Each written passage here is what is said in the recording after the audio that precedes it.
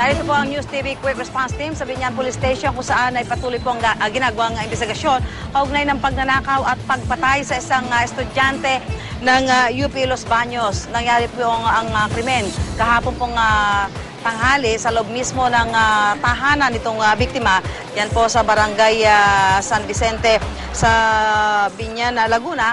Ang krimen po ay nadiskubre ng mismong ama ng biktima dahil susunduin na sana niya yung kanyang anak para ihatid sa UP Los Baños at narinig na lamang niya habang kumakatok siya sa pinto ay narinig niya na umuungol yung kanyang anak at doon ay sapilitan niyang binuksan yung pinto ng kanilang bahay at nadiskubre nga niya ang malagim na krimen kung saan naisugod pa niya sa ospital ang kanyang anak pero ito po ay dead on arrival sa ospital. Ang krimen po ay naganap sa loob mismo ng bahay ng biktima dito po sa Biñan, dito po sa Barangay San Vicente.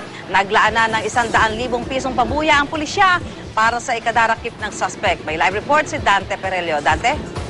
Yes, Susan, di pa rin nga matanggap na mag-asawang Candida at Sisto Reyes ang sinapit ng kanilang 18 taong gulang na anak na si Maria Victoria.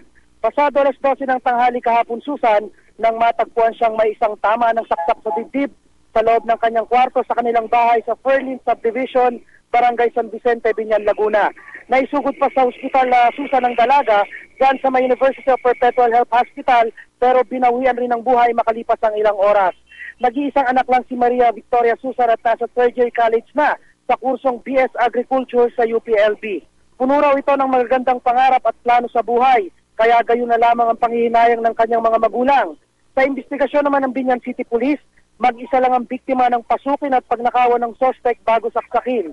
Sinumbukan pa raw nitong manlaban dahil sa mga palatandaan ng mga sugat nito na nakita sa kanyang kamay. Tinangay raw ng 19 na taong gulang na suspect na si Benigno ang pera, alahas, laptop, computer, cellphone at digital camera ng biktima. Tinutugis na siya, Susan, ngayon ng mga otoridad. Nag-alok na rin ng 100,000 pisong pabuya ang Biñan Police sa sino mang makakapagturo sa pinagtataguan nito. Ayon naman sa kaanak ng biktima, talamak ang nakawan sa kanilang lugar. Kaya panawagan nila sa mga otoridad. Tutukang mabuti ang kasong ito nang mahuli agad ang may kagagawan. Balik sa iyo, Susan. Maraming salamat, Dante Perelio.